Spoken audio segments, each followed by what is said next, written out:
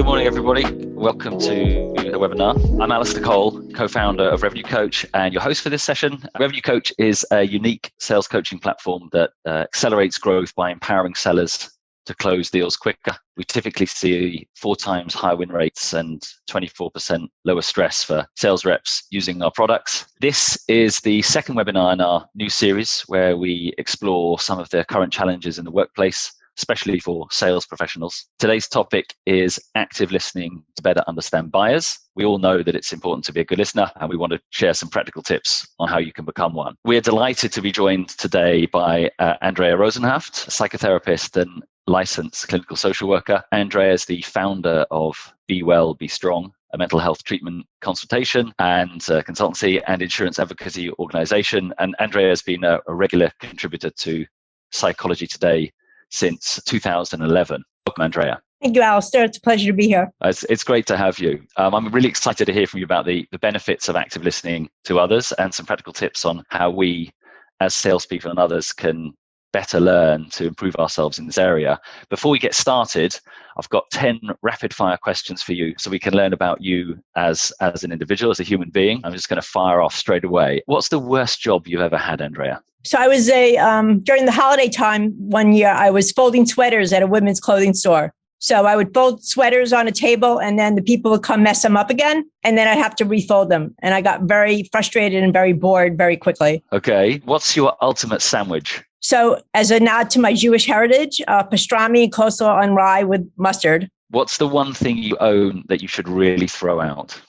So I have this ratty old stuffed teddy bear from my youth that I hold on to. And my dog has kind of adopted it as hers. So she's kind of torn it up even further. So I really should get rid of it. Yeah, your dog Shelby, right? Yeah, my rescue dog. Yeah, they tend to take over. Talking about animals, what is the scariest animal on the planet? I think if I would see a charging rhinoceros coming at me, I would be pretty terrified. Yeah. Apples or oranges? Definitely apples. Yeah, totally. Have you ever asked anybody for their autograph? I remember when I was a kid, I went to see a Broadway show on the on the Jackson 5, and I was hanging out at the stage door, and I got my Playbill autographed. What do you think happens when we die? I think we're reunited with our loved ones who have also passed. I hope so. Favorite movie? So I don't know how well known this movie is, but it's called The Italian Job. There's some great car chase scenes with little Mini Coopers in there, and it's about a robbery, great robbery. Yeah, well known here with Michael Caine. What's your favorite smell? Vanilla. And the last question, you get to listen to one song for the rest of your life. What is it? I love Because the Night with Natalie Merchant and the 10,000 Maniacs. Amazing. Well, thank you. It's a nice window into you. Getting back to our core topic today, I think the question on a lot of people's lips will be, what is active listening? So active listening is a type of listening in which you make a conscious effort to hear the whole message when someone is speaking to you rather than only part of it. And you don't, while you're listening, you're not forming the answer, your response while they're speaking. You wait until you hear the whole message before you form the response that you're going to give them. And how powerful can it be if done properly? It's very powerful because you're listening to the whole message. You're not judging what they're saying, right? You're not preforming any ideas in your mind, and you really get the gist of what they're saying, and it enables you to listen actively. You're not distracted. You're not missing critical details. You're not being judgmental. And the other person feels heard, which is unusual in these days.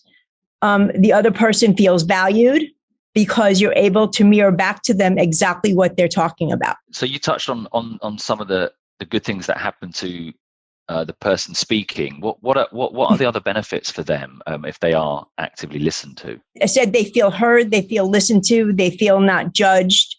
They feel like the other person gets them. They feel like they're a valued member of the team. What does that do then to maybe what they're saying? You know, your experience of working with families and teenagers who, have some kind of trauma. What does that do to those people who are speaking? What is the outcome for the speaker if they're actively listened to? The speaker feels validated, which is very important, right? Because they don't feel like they're being dismissed. When someone is forming a response before the person is done speaking, the person tends to interrupt and the message is diluted. So when the person is able to finish, they don't feel as their message is diluted, right? Yeah. And they don't feel interrupted. They don't feel dismissed, and they don't feel that what they have to say isn't important. Okay, thanks. And I'm guessing that enables a more emotional engagement. Would that be fair? It does. It makes the connection much stronger. Yeah. And does that mean then that there are some, a higher level of rapport and connection that unlocks more information? It can, yes. Over time, especially in a psychotherapeutic session, in the therapeutic alliance, it allows for the building of trust and rapport. And in the therapeutic alliance, it shows that there's been studies shown that regardless of the type of modality used, that the good therapeutic alliance is the number one predictor of a successful outcome of therapy. So I would imagine that translates into other settings. If you build rapport with your buyer over time, then that relationship gets more solid and established, and the trust is built. Yeah. So what we're saying, what we're seeing in the kind of sales world is that there's an increasing number of buyers who are part of the buying decision. So there's more people you need to talk to, sometimes in a group setting, and that they're having lots more interactions digitally. So the time with individual salespeople is reduced. So there's even more, there's fewer opportunities, I guess, to build rapport with them. So what would be your top tips for salespeople who are sitting down with buyers, either physically or virtually? What would be your top tips about how they can start building their active listening muscle? So you be in the moment, right? You paraphrase what they have to say back to them. So which involves summarizing what the speaker has just said to clarify details. Okay. Nodding, right? Non-verbally to inform the speaker that you're able to process the meaning of their message. Okay. Making statements of agreement so that the speaker knows you're following what they're saying. Maintaining eye contact is very important. Okay. Keeping your gaze natural. Don't stare at them so that the speaker knows that you're focusing on them and not anything else in the room or again, across digitally, right? Make sure you're maintaining eye contact. Asking specific probing questions so that the speaker narrows down a broad topic for you and you show that you're focused in on what they're saying. So those are some tips that I can give you to make sure that the speaker knows, the buyer knows that you're paying attention to what he or she has to say. Yeah. A lot of the time in those meetings, I feel like I want to make notes because the information is really important. What about note taking? Is that okay? Or how can you? Yeah, you can just say that if I look away from you, it means, or down at my desk, it means that I'm just taking notes because the information is so important. Okay. What about the difference? You mentioned verbal cues and non-verbal cues. Is one more important than the other when you're, demonstrating that you're listening? I would say if you're doing digitally, verbal cues are a little bit more important because something gets a little bit lost across a digital platform. So it's easier to hear someone than to notice what they're doing non-verbally. But still, eye contact, if you can look at the camera rather than, at the screen, because the person is seeing you look at the camera. Yeah, that whole virtual engagement is so much harder. And obviously we've been practicing and improving. I'm sure you've done lots of that in the last couple of years. Have you picked up any? What would be your tips for listening actively through Zoom or Google Meetings or video conferencing generally? I mean, again, what I said. Wait till the person is finished speaking. Like if they pause, just try and be comfortable with a little silence, right? Don't jump right in and see if they're going to speak again, because they might be just collecting themselves. And just, you can ask, say, are you done? Are you finished? Is it okay if I speak now? That's perfectly okay. You want to validate. Again, validation is really important, because you can validate what they're saying. You can validate their emotions. With a salesperson, you can say, so I'm hearing what you're saying, and that's going back on mirroring what they're saying. So this is what I hear you saying, because you want to make sure that you understand perfectly what they're saying. And if you don't have all the facts down, this is your chance to get the facts down. You talked about silence down. I saw a clip of the AI engineer Lex Friedman ask Elon Musk a question, and Musk took 22 seconds to respond, right? Which felt like an age. Is that normal? Should we be allowing people that length of time? I think that's on a virtual platform. That seems like an eon, like a long time. I think he's a little bit of an odd character. So, I don't think a regular person would take 22 seconds to respond. Yeah. And what about the end of, sentences, or when people stop speaking? How long would you think we should give them? Like 3-4 seconds. Okay. Yeah, that's helpful. In the sales world, sometimes we have, I've been on a call recently where we're wanting to talk about a product or service, but the buyer has been talking very passionately about problems they have at work, right? But nothing that I can help with, because it's about interpersonal relationships. Should a salesperson just let them talk, or guide them in a particular direction? And how would you do that? Try and get them back on topic without interrupting them? So again, I would validate what the buyer is saying to you, like, gee, that sounds really frustrating. What you're going through at work, that sounds really frustrating. And then you can gently redirect them back to the topic at hand, like using mini steps. And this is where it calls for a bit of creativity on the sell reports, like what I call creative connections, like connection between what you were selling and what the buyer is talking about, even if there's like several degrees of separation. So you want to gently inch towards what the business at hand is by using those connections. And you've got to be a little bit creative there, but you still want to gently redirect the buyer towards the business at hand. Okay, that sounds tough, and it is tough. You don't obviously want to insult him, no.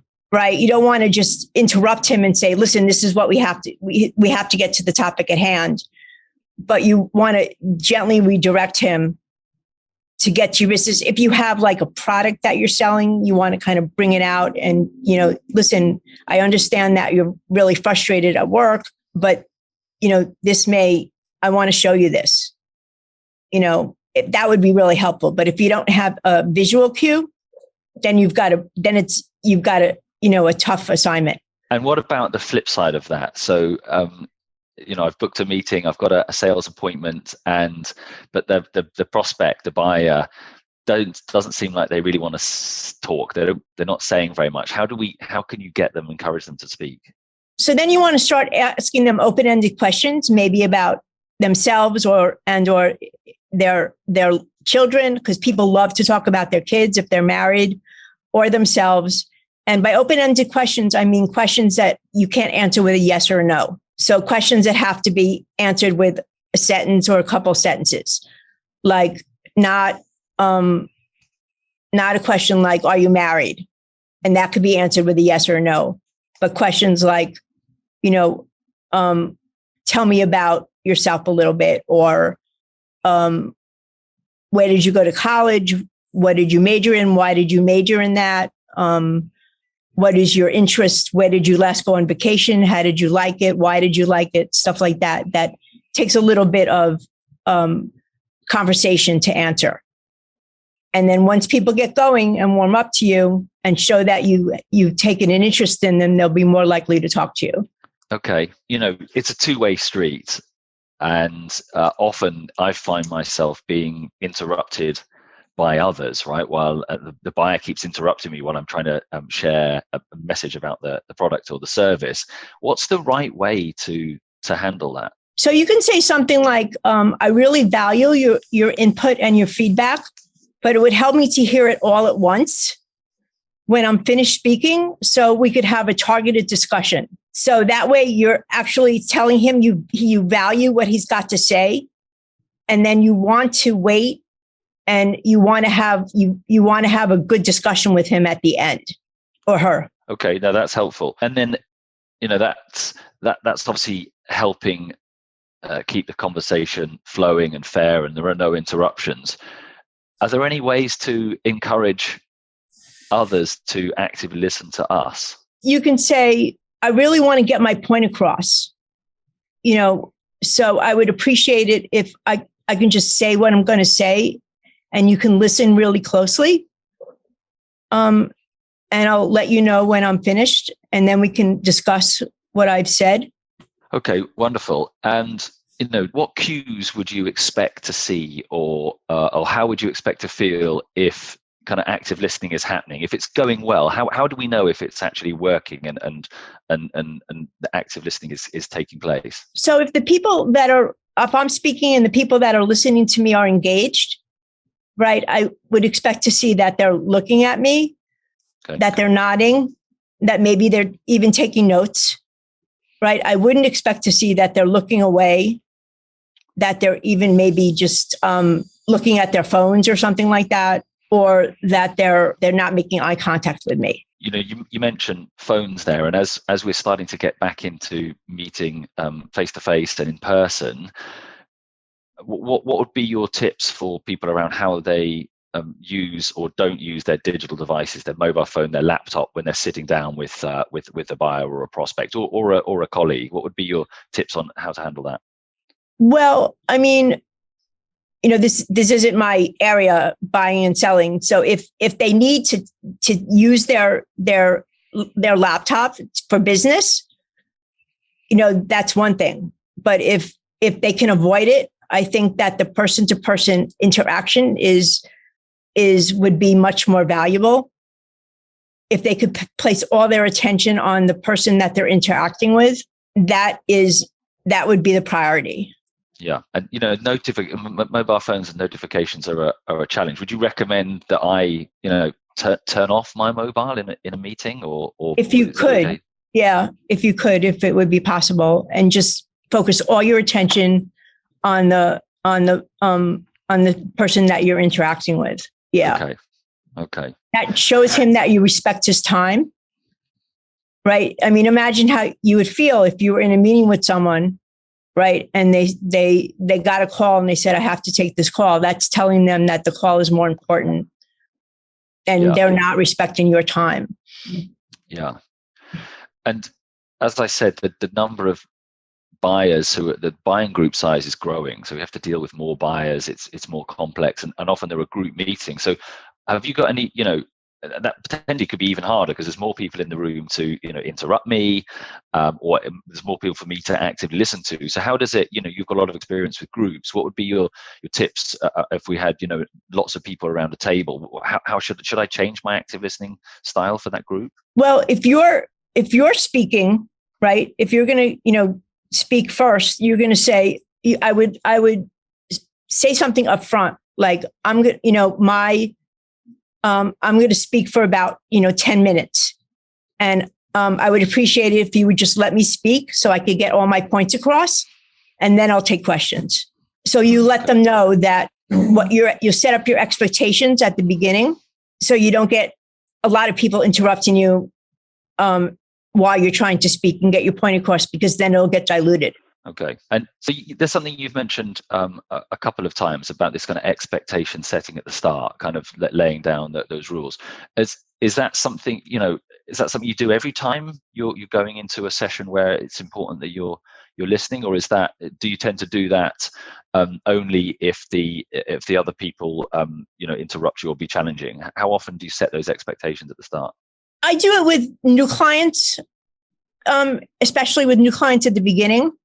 But once the client and I have a solid therapeutic alliance, I don't tend to do it as much. Okay. I feel that, in business, perhaps we might give them the benefit of the doubt to start with, but I guess if you're being interrupted, then you've given us a nice way to set those expectations and explain that you want them to listen carefully and get the points across. Okay, that's great. And what we're finding, if those meetings are challenging, and you're having to stick up for yourself, other people are interrupting you, that ends up feeling quite negative. Are there any, if you come out of a meeting and either you haven't been able to get your point across, or you don't feel like you've been actively listened to, it can be quite a negative feeling. What would be your tips about how to look after your own emotions, take care of yourself, or change your feeling, your perception about that engagement? I mean, I think the best way is, not to beat yourself up and just say, I did the best I could, and acknowledge that it was a tough audience, and try and look back on it and see what you could have done better, but also acknowledge what you did well. Okay. Yeah, because there are a couple of times where I've gone in and tried to be an excellent listener, and for whatever reason it hasn't happened. If we practice some of these tips that you've shared, how long would you expect it to take before we start seeing a kind of change in our approach and benefits as a result of being better listeners? So, experts usually say that to change behavior, it takes about 30 days. Okay. So, a practice. So to see a change, it takes about 30 days, and that's practicing, every day a little bit. So that's the basic consensus. Yes. And are there some meetings, as a salesperson, are there some meetings where we should be wearing our active listening hat and others where we don't need to, or is it something we should be practicing, in every single engagement? Every single engagement, you want to put on your active listening hat, even if it's just you and your supervisor, right? That's the best time, because it's more, I don't know, I want to say more informal, but it's actually the best time, because it's just one-on-one, and it's a good time to actually do like the mirroring exercise, where you mirror back to him or her what he said. And you can even say, listen, I'm practicing my active listening skills. Tell me if this is what you hear. If I'm going to mirror back to you what I've heard you say, tell me if this is accurate. Okay, that's really helpful. And I think that's something that I've learned in this session, that almost vocalizing what I'm planning to do, or the fact that I want to active listening, or that I'm setting that expectation at the beginning that I'd like to talk without being uninterrupted. So rather than it being a kind of, it's a very on the front foot thing. That's really great. Look, we're kind of coming to the end now, and I really appreciate your time, Andrea. I thought your tips about being in the moment, putting the devices down, the eye contact was great. Those verbal and non-verbal cues to show you're listening, and your recommendations of open-ended questions is really great to get somebody talking. And that kind of expectation setting at the start is something that I haven't done, and that I will start doing now, about explaining that I am active listening, but also setting expectations if somebody is being a challenge to engage with. So thank you very much for your time. It's been a really informative session. Thank you for having me. No, my pleasure. I'd say please get in touch with Andrea via Be Well, Be Strong if you'd like to learn more about her work, or if you or others need counseling support. And if you'd like to learn more about Revenue Coach or our product, please reach out to me on LinkedIn. So it's been a great half hour, Andrea. Thank you very much for your expertise and your time. Thank you, Alistair. Okay, great. We're going to leave the session there. Thanks everybody for your time, and we will share the recording after this, so anybody who missed it can watch it, or you can watch it again. But for now, from Kieran and I and the team at Revenue Coach, thank you very much, and goodbye.